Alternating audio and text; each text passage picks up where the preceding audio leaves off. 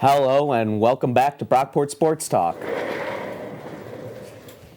Alongside Michael Tamaro and Zach Karnsfager, I am Jack McGilligan, and we are back. We've been gone for a week, guys. We've got a new table. We got some new topics to discuss, and I think nothing is more important to us personally than that MLB lockout. So, Mike, how about you take it away? The MLB Players Union rejected the most recent collective bargaining agreement proposal from the MLB owners.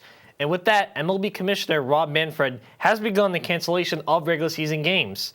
The first two series of the regular season will be canceled, and players will now not be compensated for a full 162-game season. Guys, it's been a long, bumpy road, and after they missed the deadline, it doesn't seem like the lockout's going to end anytime soon.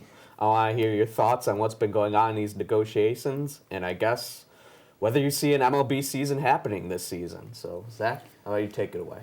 Yeah, this has really been tough for me because I love, as you guys know, we all love baseball. It's America's game, and no deal's been done, and I think both sides should come to an agreement sometime soon because we all want baseball. The players want baseball. Clint Frazier used to play for the Yankees, tweeted that now he's going to have to go work at McDonald's now because of this. So, which I hope he doesn't. So, the players are mad, and Rob Manfred's a joke. This is just terrible. He's got to find something to get done. So. I definitely agree. It just seems like, the owners, they haven't been negotiating in good faith. They haven't been doing right by the players in any sort of way. How they waited 40 days to get deal talks going. How they put up, arbitrary deadlines. People are talking, about these deadlines and, the players not, responding to negotiations when, it's been the owners the whole time putting up these roadblocks. It's not like the players want to play ball. They've said that they'll play under the old CBA for a year. So to me, it just feels like, the owners have a difference of $100 to $50 million, and they're thinking, we can ice it out, this season for as long as we need to, and we'll recoup the money long term. But I don't think they see just what the long term ramifications will be for the sport. MLB is not a popular game amongst people our age. We're an outlier, compared to our people who are into basketball and football and stuff like that more so. So, the MLB just needs to get this done. Rob Manfred needs to do better. The owners need to do better if they want this game to grow. Yeah, about that. So, the players, I know I really want to see baseball. I was excited for the season to start, but I know that you could technically still play baseball even without a new CBA, but the owners forced us lockout, and now we have no baseball currently. But the thing is, like I said before, I know I want baseball to come soon, but the players should not agree to a deal that doesn't favor them. It's all the owners. If you're pro owner, you're looking in the wrong point of view. This sport has the most discourse between the players' pay and then the owners. Yeah. It's just crazy to me because baseball has been so profitable for owners between TV deals and, money has been getting bigger even if the sport's, popularity has declined, TV ratings-wise and stuff like that. There is such a huge disparity. The owners are raking in billions and millions and, the players just aren't getting a big enough of a cut of that. You look at players obviously you see big money deals with Bryce Harper and that, but just look around the whole MLB and compare their pockets to the owners. What are we paying to see? We don't care about the owners. We care about the players. Yeah, and one more thing too, we haven't seen anything like this. Since 1995, and talk about these big money guys. Mike Trout says he really wants baseball, and somebody better get their act together. So I do think there will be baseball this year. Just, I'm hoping it's more than 130 games, but at this rate, if it keeps going like this, we'll be lucky to get 100 games. I definitely agree. I hope that there is some baseball. Yeah, and the players, they shouldn't, if it takes the whole season to come up with a new CBA, then go for it. And when you people say hey, fire Rob Manfred, he's the worst commissioner ever. You can't. It's that's not going to change anything because he is the voice for the owners. And if Manfred is gone, they're just going to hire someone just as bad, if not worse, than Manfred.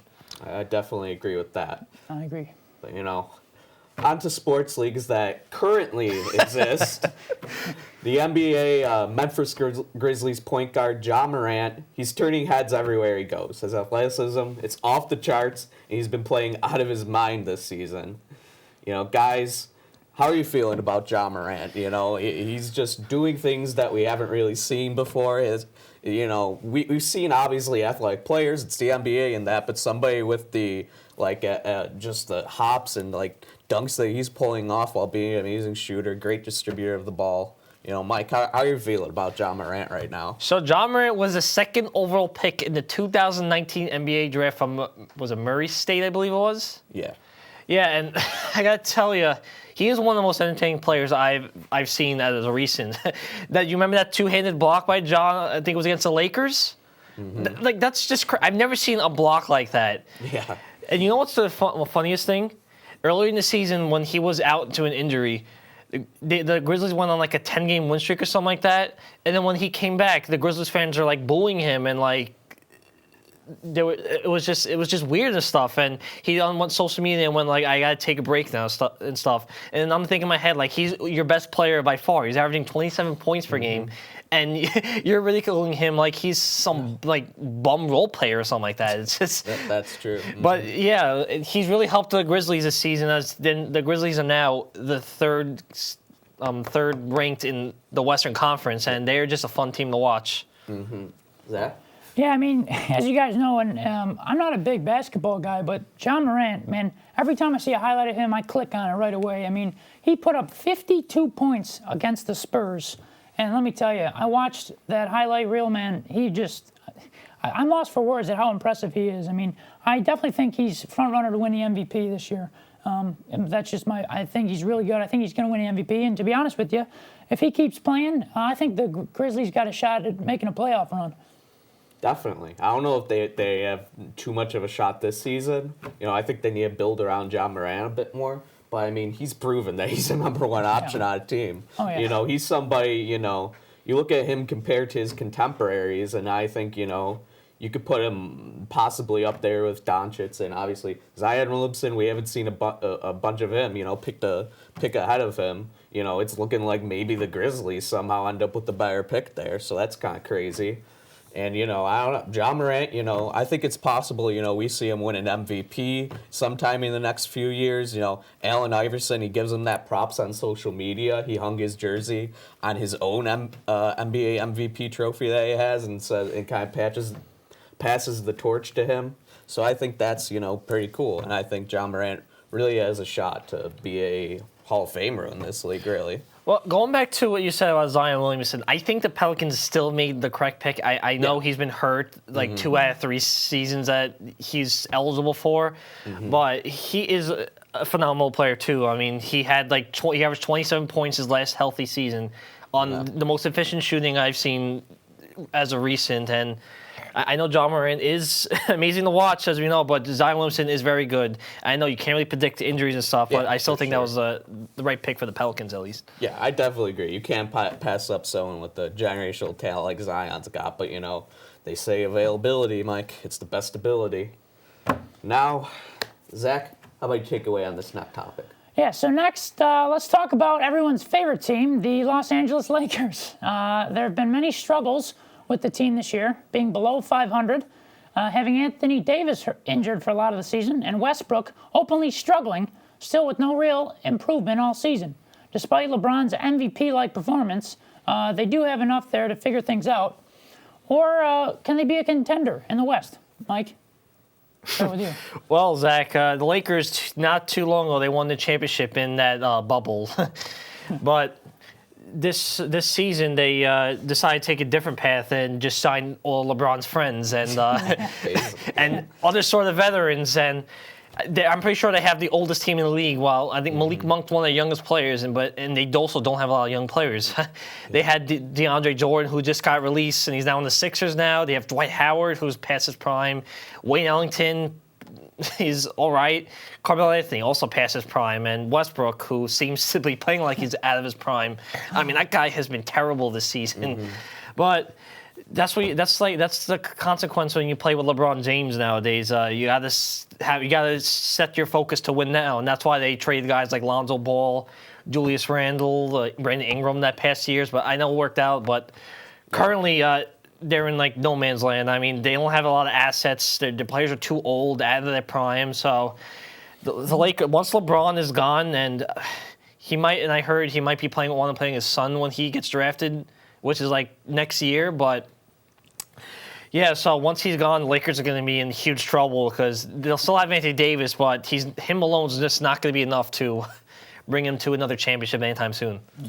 I mean, yeah, it's just the Lakers. They're just kind of old, a bit lethargic. Like it seems like there's no real passion with that team. I can't remember the exact play, but there was like this TikTok video I saw where one of their good young bench players, makes a play. I think it was a block, and just like the bench was just at a complete standstill. They just like didn't really care. It seems like that's kind of a cherry picked moment. But I think if you watch the Lakers a bit, you could just see there's no real excitement. There's no real stress that's going on here. Maybe it's because of the extended playoffs. They're just kind of like coasting a bit. Maybe that's LeBron's mindset. But when you look at like Anthony Davis's injury, you look at Russell Westbrook, he just hasn't been good. Like I love Russell Westbrook. He's one of my favorite players of all time, I think.